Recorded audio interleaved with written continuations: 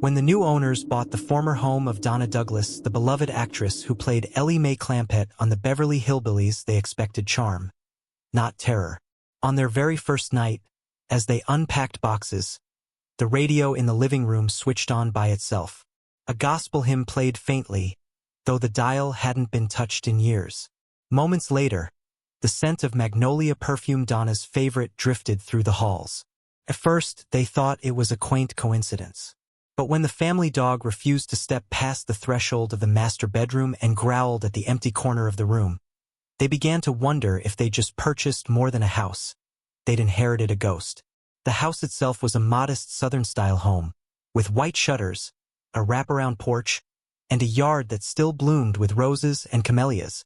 Donna Douglas had lived there quietly after Hollywood, preferring solitude and prayer to the spotlight. Locals whispered that she often said she would never leave her home, not even after death. The new owners, a couple from Baton Rouge, noticed small things at first. A door would creak open though the air was still. Framed photos of the house's past seemed to tilt on their own, as though unseen hands were trying to be noticed. By the second week, things escalated. The wife reported hearing footsteps pacing in the hallway at night, slow and deliberate, though her husband was sound asleep beside her.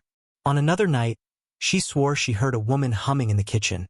The tune eerily familiar, it was Amazing Grace, a hymn Donna herself had sung at local churches. The strangest part came one afternoon when the husband was working on repairing an old cabinet. He left the tools neatly on the counter, only to return minutes later and find them arranged in the shape of a cross. This was not the home they thought they had purchased. What began as excitement to live in a piece of Southern history soon turned into dread with every nightfall. And yet, beneath the fear, there lingered the unsettling question. Was Donna Douglas trying to protect them or trying to make them leave? The days in the little Southern house seemed to unfold like a ritual, each one carrying a weight of history the new owners could not ignore. The mornings were deceptively calm. Sunlight poured across the hardwood floors, and the walls painted soft cream, worn slightly at the edges, reflected the light in a way that gave the house a fragile kind of beauty. It was easy in those hours to forget what had unsettled them the night before. Yet even in daylight, the house carried an atmosphere that never felt fully at ease, as if something invisible lingered just beyond the reach of vision. The wife often found herself pausing in the kitchen, staring at the old window above the sink. It framed the backyard, where magnolia trees swayed in the slow Louisiana breeze. There, she thought she saw movements, brief figures in white drifting between the trunks, gone the moment she blinked. She never called her husband to witness it, ashamed perhaps that fatigue and nerves might be shaping her imagination. But the smell of magnolia blossoms, strong and out of season, made her wonder if her senses were betraying her at all. The evenings were when the house began to truly change. The quietness, so serene by day, grew heavier. The air felt thicker, and sound carried strangely, echoing as if the rooms had grown larger than they were. Every creak of the floorboards seemed deliberate, as though footsteps were pacing the halls, stopping just outside their bedroom door. The couple tried to dismiss it, old wood, shifting foundation, but old wood did not pause and resume its steps, nor did it knock softly on the doorframe at 3 in the morning. On one particular night, the husband awoke to the faint melody of a woman singing. The voice was low, sweet, almost soothing, but it came from the parlor downstairs. He rose quietly, careful not to wake his wife, and descended the staircase. The house was dim, moonlight cutting through the window panes and stretching across the floor. The radio sat in the corner, an antique piece they had not yet touched. From it, the hymn carried, distorted, as though it were playing on a damaged vinyl. But when he reached for the radio, the sound stopped. The silence that followed was suffocating, broken only by the faint rattle of the windows, as if someone had just left the room in haste. In the days that followed, objects began to move. It was never violent, not at first. Books left stacked neatly on the shelf would appear on the dining table. Photographs that had hung evenly on the walls tilted to one side, always to the left. Once, the wife left her Bible on the nightstand only to return and find it open on the bed, its pages spread wide as though someone had been reading it. The strangest encounter came one afternoon when a neighbor, an older woman who had known Donna Douglas personally, came by with a basket of pecans. As they chatted on the porch, the neighbor grew quiet, glancing over the couple's shoulder into the house. She asked, in a low voice, if they ever felt watched. When pressed, she admitted that many people in the neighborhood believed Donna had never truly left her home. She loved this place, the neighbor whispered. Too much to give it up. That night, the couple couldn't shake the weight of the words. And when the husband awoke again at 2:47 a.m., hearing the slow turning of a rocking chair in the upstairs room that should have been empty, he finally admitted to himself what his wife had feared all along. Donna Douglas was still there. Don't forget to subscribe and like if you liked this story. The couple tried to convince themselves that they could live with the house's strange quirks, that perhaps it was just old wood, creaky pipes, or the influence of suggestion after hearing the neighbor's hushed words. But as the days folded into weeks, what had once seemed like coincidence grew into patterns that could not be dismissed. Every night, almost without fail, something stirred in the house. Sometimes it was faint, like the soft hum of a woman's voice drifting through the hallways, too low to catch the words, but enough to chill the skin. Other times it was more intrusive, the sharp click of a doorknob turning on its own, the slow creak of hinges, or the sound of footsteps crossing from one room to another upstairs while both of them lay frozen in bed. The wife grew increasingly restless. She began keeping lamps on at night, insisting the darkness made the presence stronger. The husband, skeptical but no longer able to deny what he saw with his own eyes, stopped arguing. He too had witnessed shadows crossing the hallway when no one was there, tall and indistinct, their forms dissolving the moment he tried to focus on them. It was in the early mornings, when the house seemed almost normal again, that the wife noticed something more intimate. She would find the mirror in the upstairs bathroom fogged over, as though someone had just taken a hot shower, though neither of them had used it. Words appeared on the glass, not written clearly, but traced with a finger through the condensation. At first they were shapes, loops that could be mistaken for nothing more than random marks. But one morning she saw it plainly, the letter D, a single, deliberate initial. She scrubbed it away with trembling hands, but the next day, it returned. The husband decided to investigate more deeply into the history of the house. Late into the night, he read articles, scanned local records, and even tracked down old interviews. What emerged was a picture of Donna Douglas not as the glamorous actress the public remembered, but as a private, deeply spiritual woman who spent her later years pouring herself into faith, family, and her home. She was protective, devoted, and spoke often of how her little Louisiana retreat was her sanctuary. The thought struck him sharply: if she had loved this place so fiercely, perhaps she could not let go, even in death. One evening, while going through the attic, he found something unexpected. Tucked away beneath an old quilt chest was a small box, its lid worn but carefully sealed. Inside were mementos, yellowed photographs, a ribbon from a church event, a delicate bottle of perfume long dried. The scent still clung faintly to the glass, the same magnolia fragrance that had haunted the halls since their arrival. As he held the bottle in his hand, a sudden gust of cold swept across the attic, extinguishing the flashlight he had set on the floor. In the dark, he swore he heard the sound of breathing close, steady, right beside him.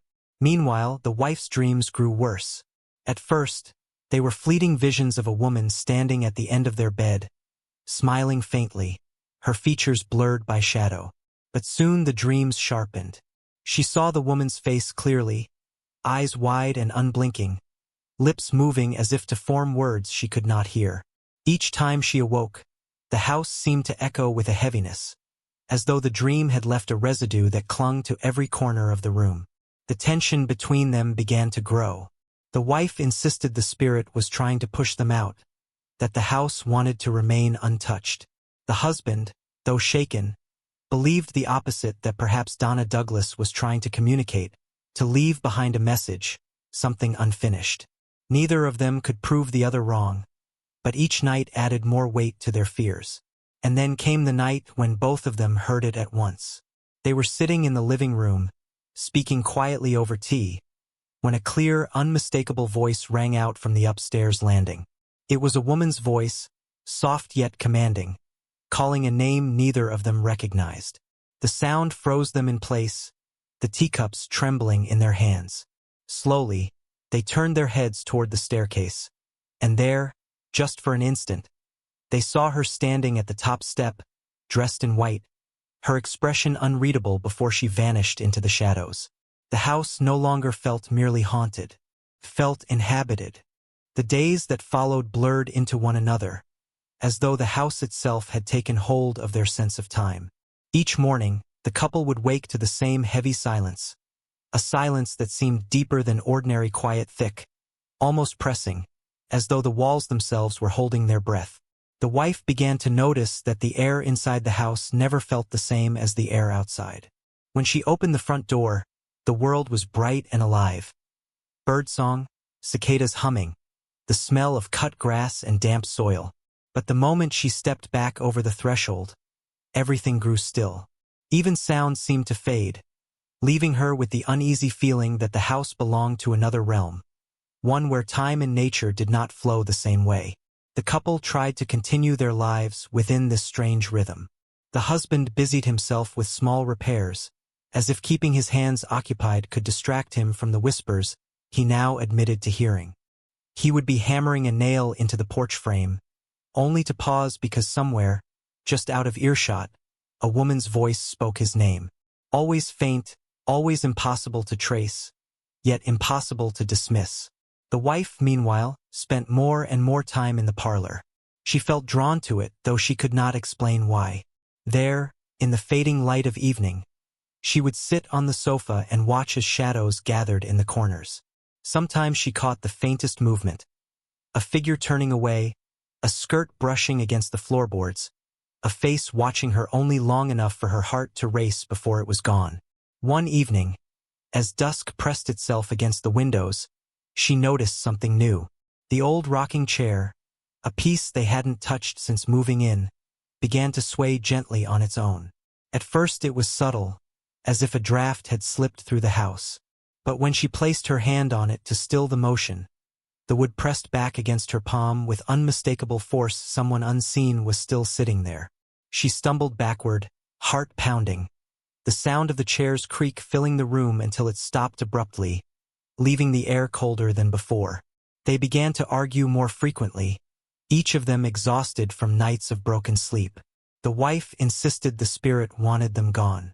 She claimed the figure in her dreams, Donna, or what was left of her, stared at her with eyes that held no warmth. The husband clung to the belief that there was meaning behind it, some unfinished story. He grew obsessed with the small box he had found in the attic. Night after night, he spread its contents across the dining table. The dried perfume bottle, the faded photographs, the ribbon, the church programs. He scoured every scrap of paper for clues, reading and rereading as if the spirit's intentions might be buried in the details of her belongings. But the house did not wait for them to come to conclusions. It acted. Doors began slamming violently, shaking the frames so hard that pictures rattled on the walls. The scent of magnolia, once gentle and nostalgic, became suffocating, pouring through the rooms until the wife gagged on the sweetness. And the humming, always the hymns, always soft, grew louder, more insistent, filling the upstairs hallway in the dead of night until it was impossible not to wake and listen. One night, after another fitful sleep, they were jolted awake by the sound of footsteps thundering down the stairs. Heavy, purposeful, as if someone was rushing toward the front door. They rushed after it, only to find the house empty, the door still bolted, not a single trace of movement. But when they turned back to the staircase, the rocking chair in the parlor was swaying violently, as though someone had risen from it in great haste. The wife broke then. She wept, gripping her husband's arm, begging him to leave the house altogether. But he could not. His obsession had grown too deep. He swore he was close to understanding, that if they stayed just a little longer, the truth would reveal itself. She felt her skin crawl at his words, for it seemed to her that the house was no longer just haunted, it was feeding off them, drawing them deeper into its grip. And still, at night, the figure appeared. sometimes at the top of the stairs, sometimes in the reflection of a window pane, sometimes just behind them in the dim glow of a lamp. Always there, always watching. The question no longer seemed to be whether Donna Douglas's spirit lingered in the house, but whether she would ever allow them to leave it. The breaking point came one stormy night in late summer, when the house itself seemed to conspire with the thunder outside. Rain battered the windows, and the wind pressed against the shutters as though desperate to be let in. The husband had fallen asleep at the dining table, his head resting among Donna Douglas's mementos, the perfume bottle lying on its side beside him. The wife had given up on trying to rest. She sat in the parlor, staring at the rocking chair, daring it to move again. At first, it was subtle, the shift of light in the room, the faint scent of magnolia returning, stronger than ever before. Then came the humming. Not faint this time, not drifting in the distance, but close. It filled the parlor, surrounding her, and the melody was sharp, almost urgent, as though whoever sang was warning her to leave. She rose to her feet, trembling, and whispered into the emptiness, "What do you want from us?" The answer came not in words, but in movement. The rocking chair began to sway, hard and fast, its creaking louder than the thunder outside. The wife screamed for her husband, and as he stumbled into the room, the chair crashed onto its side as if hurled by invisible hands. The magnolia scent grew suffocating, choking them, and in the reflection of the window pane they both saw her Donna herself. Her figure was pale, her eyes dark, her face neither angry nor kind, but unyielding. She lifted one arm, pointing directly at the box of mementos still on the dining table. The husband, shaking, ran to it. He dug through the contents once more, his hands frantic, until he pulled out a folded paper he had overlooked before. It was a letter, faded with age but still legible. In it, Donna wrote of her wish to leave her belongings to the church she had attended faithfully for decades. She wanted her home to be kept in peace, not broken apart or sold to strangers.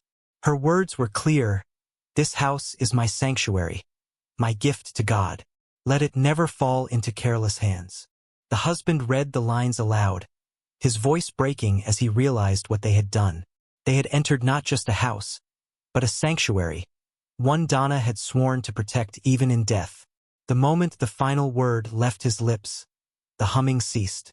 The magnolia scent thinned, the air seemed to lift, and for the first time in weeks, silence filled the house again.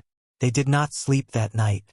Instead, they sat together in the parlor, listening to the storm fade outside, waiting for another sound, another movement.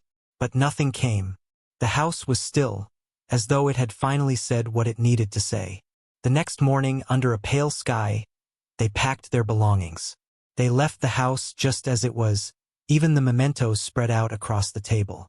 The husband locked the door with shaking hands, and the wife swore she saw a figure standing at the upstairs window, watching them with a faint, almost satisfied expression. Within a week, they put the property up for sale, unable to bear another night within its walls. Neighbors whispered about their sudden departure, but the couple never returned to explain. To this day, locals in Louisiana speak of the house where Donna Douglas once lived. Some say it stands quiet now, untouched, the garden still blooming with magnolias out of season. Others claim that if you pass by on a still evening, you might hear a faint hymn carried on the breeze, or see the shadow of a woman standing just inside the window, keeping watch over the sanctuary she vowed never to leave. And those who dared to step inside? They say the house does not forgive. It waits.